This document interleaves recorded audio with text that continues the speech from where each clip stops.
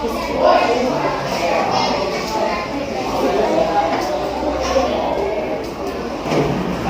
merupakan bagian dari unsur-unsur implisit. Yang pertama tema. Tema ini perlu dalam setiap cerita, entah itu novel, entah itu cerpen, ataupun dalam drama-drama kan pasti ada tuh tema.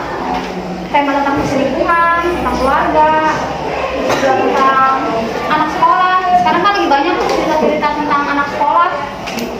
Tema ini gagasan utama dalam sebuah cerita itu. Kalau misalkan dari cerita rakyat kan temanya tentang kayak Malin Kundang. Malin Kundang kan ceritanya tentang anak yang durhaka. Nah itu tema dari Malin Kundang. Kalau untuk tokoh penulisan ini merupakan karakter dalam setiap tokoh yang ada di cerita itu. Tokoh A di mana, tokoh B di mana, tokoh C di mana.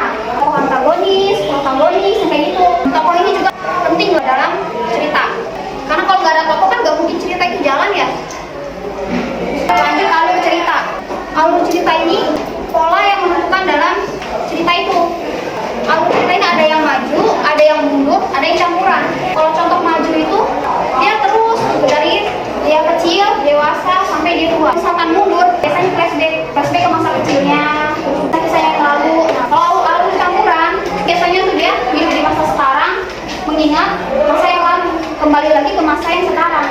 Dan dia flashback itu dari beberapa episode misalkan, dia balik lagi ke masa yang sekarang. Terus balik lagi dia bisa jadi ke masa yang lampau lagi yang waktu dia masih kecil. Nah itu alur campuran. Kalau untuk latar ini terdiri dari latar waktu, tempat, dan kejadian. Latar waktu itu nggak mesti menunjukkan jam. Waktu itu bisa jadi sore, pagi, atau siang. Tempat ini di mana tempat kejadian dalam peristiwa cerita itu. Kejadian atau suasana. Biasanya tuh suasana apa yang tergambar dalam cerita tersebut. Entah itu cerita sedih,